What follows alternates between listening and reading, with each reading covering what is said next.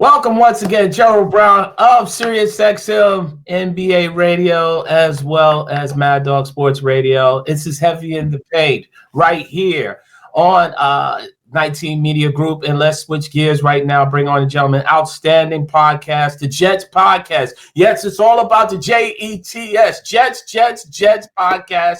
Gentleman does an outstanding job with his co-host Bleav Powell. Here's Rami Lavi joining me here on Heavy in the Paint. Rami, first and foremost, thank you so much for joining me. Rami, I gotta ask you, and I gotta be totally honest, because I'm here in the tri-state area, and I was really heavily when we talked on the nightcap and we talked about Rex Ryan. I thought he would be a great addition, and then they went and decided to get Aaron Glenn. Now I'm happy. Aaron Glenn, he's a former Jet. He gets an opportunity. I'm happy for all of that. However, after the performance of the Lions in the playoffs, and yet he comes to a team that, Rami, you don't win in the NFL if you don't have a quarterback. This is a setup for failure, Rami. You don't have a quarterback. Ben Johnson took the Chicago Bears job. He has Caleb Williams. You have to have a quarterback in place in order to have success. See Dan Campbell, you name it. What were your thoughts when they hired Aaron Glenn? Well, first of all, Gerald, I appreciate you for having me. And yeah, I was happy for AG. I wanted him to get a job this hiring cycle, and it looks like he's ready for the job. Only New York and the Jets specifically is where your career goes to die. And so it's frustrating for me, like as somebody who's rooting for him, it's like, no, this isn't the job for you. This would have been, you know what Vegas is doing, where they hired Pete Carroll, and he's not going to be there for the next 10 years. We know that. He's going to be there to stabilize the franchise for 2 to 3 years, build a staff, and then find a successor and hand it off to that person to lead the team into the future. That's what the Jets needed at this point. And instead, we're going back to the well with another first-time coach, another defensive guy, the same thing we've tried over and over again, and it hasn't worked. There's no reason it should work this time. Again, especially when you consider, like you said, you're relying on a 42-year-old quarterback to, pull the team together. I don't see how it's going to work. He was inspiring in his press conference. I love what he had to say. But if I'm being honest, I don't think it was the right choice. And as much as I want him to succeed, and I think he has what it takes to succeed, I don't think he's going to be put in the best position to succeed. Yeah, I don't think that there is a coach that you could sit back and say, okay, plug this coach in and he instantly makes the Jets better. You have to have a quarterback. And Rami, the way things look right now, Aaron Rodgers might be the best option. How do you see this situation? And especially, I'm hearing people talking about Sam Darnold coming. Nowhere in the world he's coming back. How do you assess this quarterback market, especially for a first-time head coach in Aaron Glenn taking over this team? I think it's Aaron Rodgers or bust right now. We keep hearing people talk about, well, they just need a bridge quarterback, quote unquote. This team is kind of ready to win. If they could have a bridge quarterback, draft a younger guy, and develop them under a bridge quarterback, that could work. Wait, who's the best bridge quarterback available? It's Aaron Rodgers. Unless Matthew Stafford is leaving the Rams, which is a possibility. I don't know how possible that is. He said he wants to play another year. Maybe the Rams feel like it's time to move in another direction. I don't know. But Matthew Stafford is the only guy of those potential quote-unquote bridge quarterbacks who would be a better option. You really want to bring in Derek Carr? You want to bring in Russell Wilson or Justin Fields or one of these guys? No, Rodgers still is the best option. The way he played the second half of the season was pretty good. It was good enough that if you had an ounce of coaching, maybe the team actually would have won some games. Like I was at some of the games down the stretch where they're just blowing these games because they clearly are so poorly coached. So, look, I don't think it's perfect with Rodgers. I love what Aaron Glenn said after the press conference to the media. They asked him about Aaron Rodgers. He said, look, Aaron's just one of 53.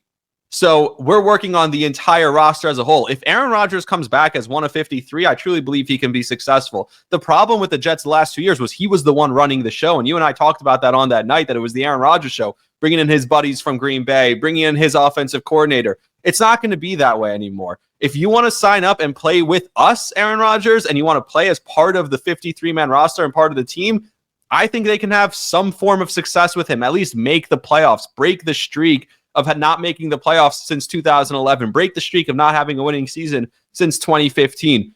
I think that's a realistic option, something that can happen, but it's not perfect. There's no good options here. How about that? Yeah. Rami, you talk about, again, everything was handed on a silver platter to Aaron Rodgers. Obviously his pedigree speaks for itself. But when you talk about now and Aaron Glenn making it known that this is going to be a different situation for Aaron Rodgers, he's 42. You want to make this guy feel as comfortable as possible. Do you think that is perhaps maybe the wrong approach for a guy that you want him to feel comfortable to play this position? It just seems like everything is being handled wrong, like in terms of saying, hey, we're just going to strip you of all the little things that we said, hey, we want you here and all this stuff. Do you think that might be a bad course of action, especially for a guy that is kind of set in his ways? Well, you still have his favorite wide receiver in Davante Adams. You still have Garrett Wilson. Their chemistry was growing. You still have Breece Hall and Braylon Allen, which is a great running back tandem. The offensive line finally took shape towards the end of the season with Joe Tippmann, with some of the guys, obviously Vera Tucker on the right side, and on the left side, you have Olu Fashanu, who looked awesome in his rookie season, which ended prematurely. Another game I was at against the Rams, where they shut him down after an injury in that game. So it looks like you're having an offensive line that looks good. I hope Morgan Moses wants to come back because that guy's a warrior. I love him. John Simpson, we'll see what happens there. But you have an offensive line, it feels like, that was actually successful. And you know what's funny? They kept talking about, Muji talked about this, Aaron Glenn talks about this, Woody Johnson talked about this. Well, this roster is ready to compete. This is a really good roster. Then maybe Joe Douglas didn't do such a terrible job, right? So, you fired him. Maybe he wasn't that terrible of a general manager. So I do think they're not going to strip everything away from Aaron Rodgers. I think they will bring in probably a first-time play caller, whether it's Tanner Eggstrand from the Lions or whether it's Nick Haley out in LA. They're going to bring in an innovative, forward-thinking, first-time play caller who can probably work with Rodgers. Hey, here's how we're going to do things. We'll obviously incorporate a lot of the things that you like to do, Aaron. It won't be, though, like Nate Hackett, who was just, hey, Aaron, you do whatever you want. I'm just going to sit here. And Nate Hackett did nothing. You know what I mean? So I actually think a little bit of coaching, even at this point in the career, would still be a good thing for Aaron Rodgers. Ron, you've been around the Jets and you follow the Jets. And as I mentioned, the Jets podcast on Bleav Network, outstanding with Bilal Powell, and Bilal, former Jet himself. How tough is it to win, to be a Jet and win in New York? Because, Rami, people are up to here in terms of the patience and saying, let's bring in a quarterback that we can develop. Rami, they're not going to be able to do that because people want to win now. People want to see results now, especially when there's been so much heartbreak and heartache. How difficult will it be for this first-time head coach in Aaron Glenn and this team to win? And they got to win early, Rami. I mean, how difficult is it? It's really difficult, and it's just the media in New York also, and it's not just the local media, because you could talk about the local media and the pressure they're going to put on. Think about the national media. How many times, every single time we hear anything about the Jets, it's LOL Jets. You're set up to fail. You're coming into a situation where no matter what you do, people are just going to laugh at you and say, haha, look what they did. It's the same old Jets. We hear it over and over again, and it's what gets clicks. It's what sells. From the last game of the season, think about this. This is a perfect example, something I talked about on the podcast. You know how many times I saw the video of the reverse they ran to Davante Adams and the flea flicker, and he gets crushed on it? Rodgers had an incredible game. He threw 3 touchdowns. He had some great throws to Adams for the touchdown, to Conklin for the touchdown. He throws his 500th career touchdown. But the replay that was on every single social media account, from House of Highlights to the NFL to all these meme accounts, was the flea flicker that failed. That's what we're showing? Oh, look at Aaron Rodgers in his last game.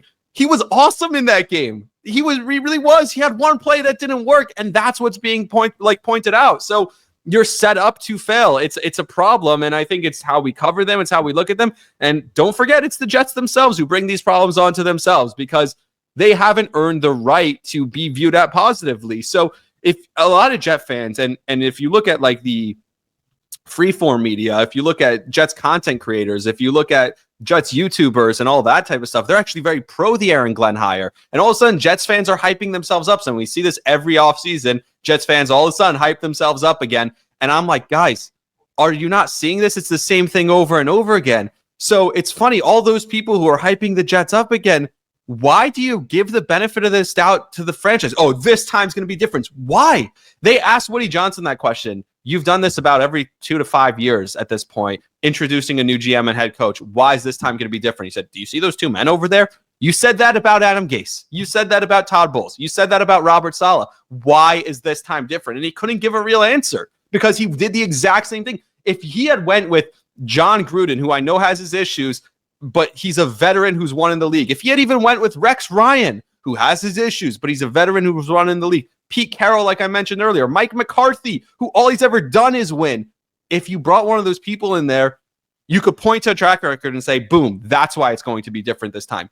Right now, it's an unknown. You can't tell me it's going to be different until they prove it. Talk is cheap. It just is. And Aaron Glenn talked a big game. Woody Johnson talked a big game. Talk is cheap. Prove it. Go out there and prove it.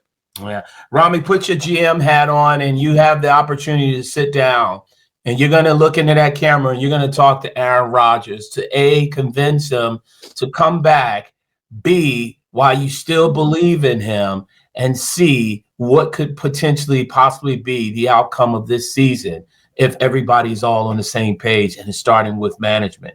How would you go about that? Aaron, here's why you want to come back. Number one, last year was terribly mismanaged from coaching on down, ownership on down. We screwed up. We let the coach go too early. We were demanding what the GM should do, which ultimately ruined the chemistry in the room and ruined the roster itself. We're not going to do that. It's hands off. We trust Aaron Glenn. You're going to come in. You're going to work properly with a real offensive coordinator, with a real quarterbacks coach that you like. With this team, a second opportunity with Devontae Adams and everyone and Garrett Wilson back in the fold.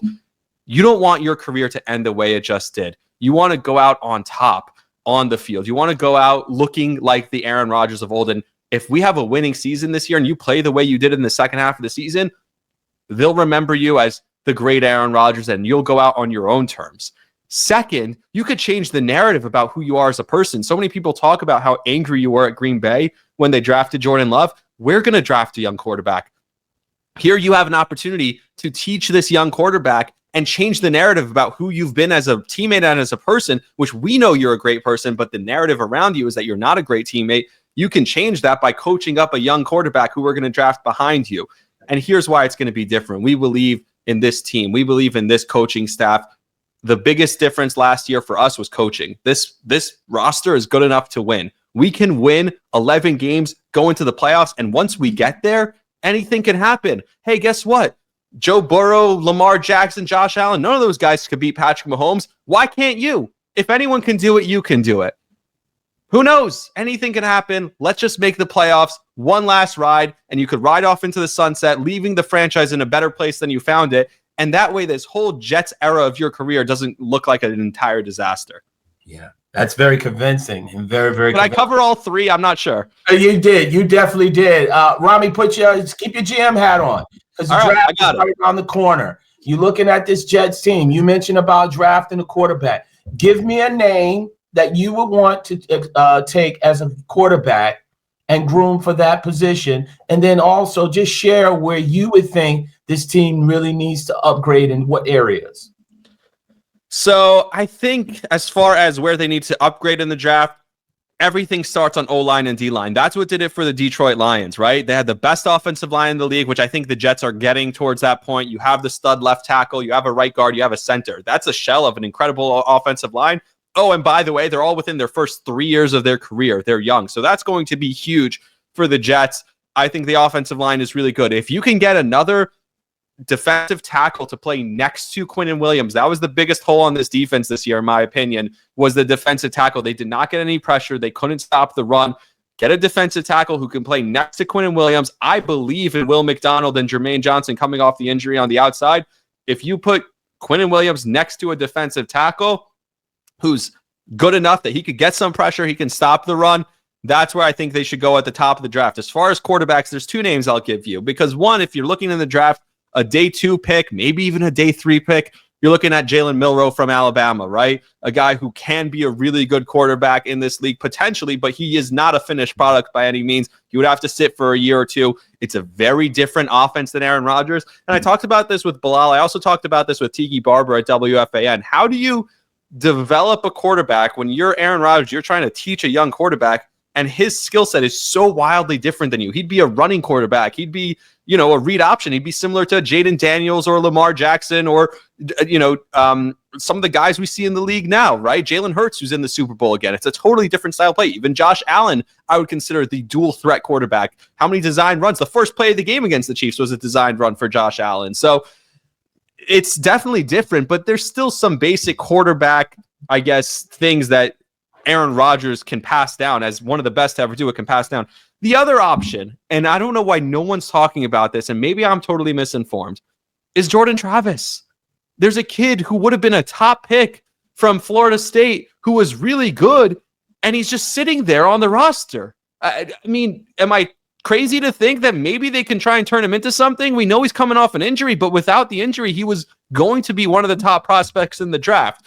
And then last thing the GM needs to focus on, to me, and I don't know anything about Darren Muji. No one does. I would have loved for them to go in a different direction. I would have loved Alec Halaby from Philadelphia, somebody who's worked under Howie Roseman for years and years and constantly has turned over that roster, making it a winner no matter who the coach was, no matter who the offense, the quarterback, no matter who it was, they were always winners. So I don't know why they went with a guy who wasn't interviewing for a GM job anywhere else. Like, they asked him, why'd you choose the Jets job? Maybe because they were the only ones who were offering you a job. He's like, oh, this organization. No, it's because they were the only ones offering you a job. But okay, fine. They decided to fire Joe Douglas for him. His first action, his first business needs to be extend Garrett Wilson, work on a contract for Breece Hall, work on a contract for Sauce Gardner, figure out a way to keep Jamian Sherwood next to Quincy Williams as those two linebackers. Jamian Sherwood had a breakout year this year. Figure out what you're doing with DJ Reed and Michael Carter and those corners. Figure out a way to keep the players who are already here. That's the biggest thing. Keep the players who are already here. Keep continuity with those players. And then all of a sudden, all you're doing is plugging a few holes there and there, because like I said, this roster can be really good. I think it has the bones of a really good roster. You just need to fill out the edges a little bit. And I'm curious, because I saw you pointing. I'm curious what your thoughts are on Jordan Travis. Well, no, I mean, I was doing the Florida State Seminole, the chop. Oh, I got you. Chop. I mean, I watched Florida State and watched Jordan Travis when he was at Florida State. And you know what? It really impressed me in his development from his junior to senior year, becoming more of a passer. And look, he just sat behind Rodgers this whole year. He had Keon Coleman, and then he had the big stud wide receiver, Johnny Mitchell. I think his name's what? I know Johnny Mitchell, big tight end for the Jets, but back in the days. But, the Jets are going to figure it out. I really, really believe that they're going to figure it out. History has proven otherwise. It's just, it's just, again, it's just a matter of time and really being patient. But who knows? They might catch lightning in the bottle. You mentioned about Patrick Mahomes. We have the Super Bowl all set. It's about a week out or so. Who do you like in this Super Bowl? Who do you have that wins? I can't ever bet against Patrick Mahomes. And last year, I had a future on them because remember, earlier in the year, they were struggling, quote unquote. People were kind of moving off of the Chiefs, which was crazy to me. And so I was like, they're plus 800 right now. I'm going to bet them. And then I bet them again when they're plus 600. And I kept betting them until it got to the Super Bowl. By the time we got to the Super Bowl, I had, a couple $100 on the Chiefs. And guess what? When they were down a couple scores in the fourth quarter, I was so relaxed. I was just sitting there, arms folded, watching it like, he's going to figure it out. He's going to figure out a way to do it. How about all year they don't score 30 points? And then the Bills, their offense is clicking. They're running down their throat. And Mahomes puts up 30 points for the first time all year. What do you know? Like, when they need the biggest plays, like the designed rollout play, like that was a play they didn't run all year, or the throw to win the game, right? To Pirine, who hadn't had a single catch all game. Like, it's Andy Reid, it's Patrick Mahomes. I'm never going to bet against them. And so while I think the Eagles can line up, turn around, and hand the ball to Saquon Barkley 60 times and win the game, they really could. They could just run it down their throat. We saw Josh Allen and James Cook running down their throat.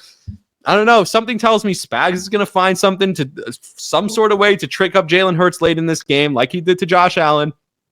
And Patrick Mahomes is going to work his magic, and we're going to see the first three-peat. And by the way, Jet fans understand this. If you're a Jet fan, you should be rooting for the Chiefs. You have no ill will against the Chiefs. First of all, as New Yorkers, we hate Philly, right? So that's across the board.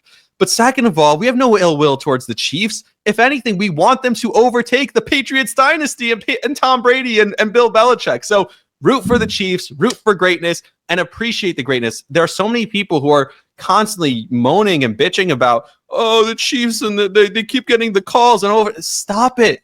It's not like, just appreciate what you're watching. Their greatness. You know why? They take advantage of every time they get the slightest favor. They take advantage of it. That's why we remember it. So it's true greatness. I'm not going to stop rooting against greatness. It's special what they're doing. And look, I can't wait to see that more. I think barring injuries, there's no reason why they can't win 5 Super Bowls in a row. It's crazy. Yeah, I think that it's funny you say that, because after the game in which they beat Buffalo, I had 2 takeaways. Number one, I feel for the Buffalo Bills fans. I do. It's almost like they went from Jim Kelly to Josh Allen, and now they're just continuing to add people from Scott Norwood to Kincaid, the adult. Yep. They're adding people that will live in infamy in terms of just the pain, but they can't beat the Kansas City Chiefs, right? Psychologically, look, they had them in their house. They couldn't beat them. They beat them this somewhat in the regular season, but they've always been there. They just can't get over the hump. And then the second thing, I said immediately, if I am the Cincinnati Bengals, I'm trying to figure out a way to keep T. Higgins and Jamar Chase with Joe Burrow and say, look, if we tighten up our defense, we figure out a way to keep those guys. Hell, go into the salary cap for the next 3-4 years, sign those guys, because in my heart, and just assessing on what the Cincinnati Bengals have been able to do in the past, they're the only team that has gone into Arrowhead and beat them in the playoffs with the money game. And every time they've played, it just seemed apparent that the Chiefs have the respect of the Cincinnati Bengals, and that's a team that really scares them. And if you look at this year, the Bengals needed the help, in terms of getting their playoffs. Andy Reid said, you know what, we're going to rest our guys. And they didn't want to see them. They didn't want to see them. Like, I don't believe that Lamar Jackson, the Ravens, can beat them. We already talked about the Bills. There's nobody in that AFC that can dethrone the Kansas City Chiefs other than the Cincinnati Bengals. And if I am a AFC team, collectively, they need to start getting together and saying, how do we stop this monster that's in Kansas City? Because a lot of people focus on Patrick Mahomes and Travis Kelce. But you got Chris Jones on that defensive side. Mm-hmm. Say what you want. He's a guy that's a force to be reckoned with. But like you mentioned, there's no reason why they can't go for 4-peat or 5-peat, barring any injuries or setbacks. But Cincinnati is that team, I really believe, that can really stop them. If you had to pick a team in that AFC to perhaps dethrone the Kansas City Chiefs, who would it be in your estimation? And that's the crazy part, because all the top quarterbacks in the league are in the AFC. Who's the top quarterback in the NFC? Matthew Stafford? Is it Jaden Daniels after 1 year? Baker Mayfield. I'm a Bucs fan. Baker Mayfield. That's what I'm saying. Like, who's the top quarterback? There aren't great quarterbacks in the NFC. I mean, you got to give credit to Dak and Jalen Hurts. But again, those guys have been inconsistent. So who's the best quarterback in the NFC? Not a lot. There's all in the AFC. When you think about Lamar and Josh Allen and Joe Burrow and even young guys like CJ Stroud, these are the top quarterbacks in the league. These are guys who, all things aside, would be having all-time great careers. This is the next generation of great quarterbacks that we're always looking for. This is the next not Mahomes, but Brady and Breeze and Rodgers and Manning. These are those guys, and none of them can beat Patrick Mahomes. He's been in the AFC Championship game every single season that he started in the league. Wow. 7 consecutive years. I think actually this is the anniversary of the day that the Chiefs traded Alex Smith to Washington in order to clear the path for Patrick Mahomes. And since they've done that, he's been in the AFC Championship game every year. And oh, by the way, if Dee Ford isn't a quarter of an inch offside, he's in the Super Bowl almost every year. He would have beaten Brady in that game. Unbelievable. So, and by the way, when people talk about, oh, we've never seen anyone get the calls like this, you just saw Brady get all those calls, including against the Chiefs. So, like, yes, we've seen this before, and now this is the next generation. I agree with you. The Bengals, I think they're too cheap to do it, but they're the team. They are. And Joe Burrow, by the way, if they don't sign him, he should ask out because he could go somewhere else, especially if he gets traded to the NFC. He'd be the best quarterback instantly in the NFC by far. He'd be in the Super Bowl every year. He'd be the Mahomes of the NFC. So if they're not willing to fully invest, and that's what he has to do, he has to look around and say, guys, we need to keep everyone here because we saw the Chiefs are terrified of us. The way that offense got clicking in the second half, I don't know if the Chiefs offense would have been able to keep up. It would have been a shootout. I don't know if the Chiefs offense would have been able to keep up with the Bengals offense in a playoff game. And so if that's the one team that I think is closest. The only person who's played great in the games against, and this is why I feel terrible for him. I don't feel bad for Bills fans because guess what? As a Jet fan, I'd rather have all the pain and suffering of the Bills fans that they've had their entire lives than have nothing at all, which is what we have as Jets fans. But I do feel bad for Josh because he's played out of his mind in these games. He's played so well. Think about how he drives down and takes the lead with Gabe Davis in that game a couple years ago, the 13-second game. Think about this year. He played out of his mind in this game after trying to give it away early, where he throws basically 2 dropped interceptions on the first drive. From that point on, he played really well. So Josh Allen is the only one who's actually gone into Arrowhead and played so well against the Chiefs, and yet he still can't beat them. So, like, Lamar hasn't played well enough in those games to feel bad for him. It's like, hey, Lamar, play better. And I thought Lamar played an excellent game in Buffalo, and that wasn't on him. I really thought that he played a really good game against Buffalo in Buffalo, and he could have won that game. And I like the Ravens against the Chiefs better because I think the Ravens' defense, what they've done in the second half of the season, was better. So I still think that it's between those 3 teams that you mentioned, and any one of them has a chance. And the only question is, and this is a real question, is when is Mahomes going to have to face 2 of those teams in a playoff run? Like, all these times, he only has to face one of them in any given playoff run, right? Because wait a minute. I mean, he played Buffalo. He had Baltimore last year in Baltimore, minus Derrick Henry. Look. I know, but the point is that he always gets the bye. He always gets home field advantage. I know last year was the year. Last year was the chance. And by the way, Joe Burrow is going to regret losing that Super Bowl. I know he was young. I know he was early in the league, and it was, he may never get there again past Mahomes. Yeah. So, like, that's the one that he's going to be kicking himself for, not losing to Mahomes. He's going to be kicking himself that the one time he beat Mahomes, he wasn't able to get the job done. Yeah, I mean, it's funny you mentioned about Baltimore, and I look at the Chargers, and I would say, oh yeah, but the thing about it is, when you look at the dynamic of maybe even Baltimore, what really worries me is the fact is that you don't have multiple options, right? When you look at Lamar Jackson, Derrick Henry, Zay Flowers, Hollywood Brown, are those guys really, Zay Flowers and stuff, are those wide receivers going to demand the attention in that secondary to say, okay, we're going to double this guy? When you look at the other teams and stuff, they just don't have the offensive weaponry. When you look at the Bengals, if you double, Jamar Chase against the Steelers in 2 games. And I mean, granted, it's the Steelers, but a Steeler defense, if I'm not mistaken, it's the Steelers, or maybe I think it was the Ravens, if I'm not mistaken. He put up 400 yards. So yeah, it was against the Ravens. They had that crazy shootout. And now you have Chase Brown also in the backfield. Like, you have weapons there in Cincinnati. You're right. And even in the Chiefs, they don't really have the weapons. Like, who knows how much longer Kelsey's going to be be playing. Yeah, but right? I mean, they figure out a way, like everybody, including yours truly. I thought that they would take a step back when they got rid of Tyreek Hill. Yeah, but they have on the show that, again, they will find ways to win it. And it's going to be really interesting to see how, because if they win this one, you got to have multiple options that demand that defense to respect. And if you're talking about a team double teaming Jamar Chase, T. Higgins, and the Gesicki was eating and stuff, you got to have multiple guys to defeat this team, and you got to have competent quarterback play. So it remains to be seen. But Rami, listen, as we close out, what would be the expectation, you as a fan and a person in the media that covers the Jets, would you think would be the expectation, if you had to speak for all Jet fans for this upcoming season, for season 1 of Aaron Glenn's tenure, what would be the expectations realistically? I think you have to expect a 9-8 season at least. You have to break the streak of the losing seasons. Have a respectable season. You have the roster to do it, regardless of the quarterback. If you get league average quarterback play, you should have a winning season. I'm sorry. You're going to be playing a last place schedule.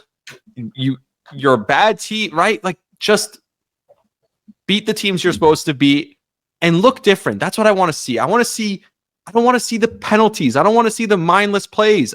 We saw it in that playoff game with Detroit, the 12 men on the field in the most crucial spot. I don't want to see that. I'm tired of all of that.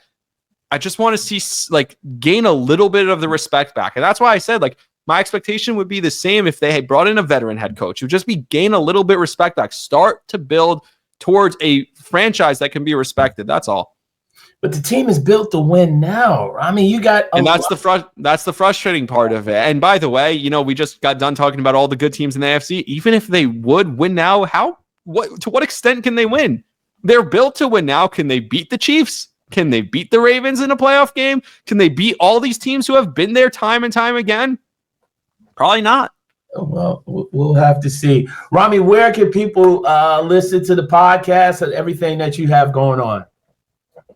Apple, Spotify, wherever you get your podcasts. It's Bleav in Jets, BLEAV, from the Bleav Podcast Network.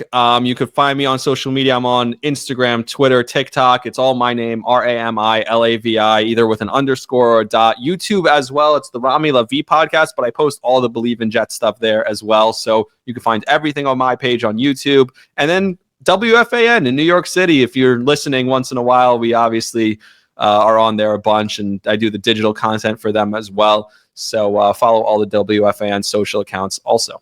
Yeah. Listen, Rami, appreciate the time. We got to do this again after the draft, maybe even pro day, and as everything starts to take form. Definitely look forward to having you not only back on here, but also on SiriusXM. But definitely appreciate the time. Enjoy the rest of the pre-Super Bowl and the Pro Bowl, whatever festivities, and definitely look forward to talking to you real soon. Appreciate it. Thank you. By the way, let's go Knicks, all right? Rami Lavi, the Bleav in Jets podcast right here, heavier to pay. The big game is almost here, and it's now or never. Don't miss out on the last football game of the season with Prize Picks, the best place to win cash while watching the big game. Download the app today and use code CLNS. That's Cheese, Larry, Nancy, and Sam. And to get $50 instantly after you play your first $5 lineup. Prize Picks is also giving away a free pick for the big game, where one of the starting quarterbacks will need only to throw. The big game is almost here, and it's now or never. Don't miss out on the last football game of the season with Prize Picks, the best place to win cash while watching the big game. Download the app today and use the code CLNS to get $50 instantly after you play your first $5 lineup. Prize Picks is also giving away a free pick for the big game, where one of the starting quarterbacks will only need to throw 1 yard to win.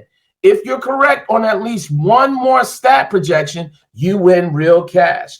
Check out the promo tabs to tell any of our Super Bowl Sweat Millie winners big game lineups. If you tell a lineup that goes 3 for 3, you can win a split of $1 million in promo funds. Just download the app and use the code CLNS, as Prize Picks is the best way to get action on sports in more than 30 states, including California, Texas, Georgia, and Florida. Prize Picks puts their members first, so all withdrawals are fast, safe, and secure. When picks hit, I can get my money as quick as 15 minutes. Remember, download the app today. Use the code CLNS to get $50 instantly after you play your first $5 lineup. And you can be able to pick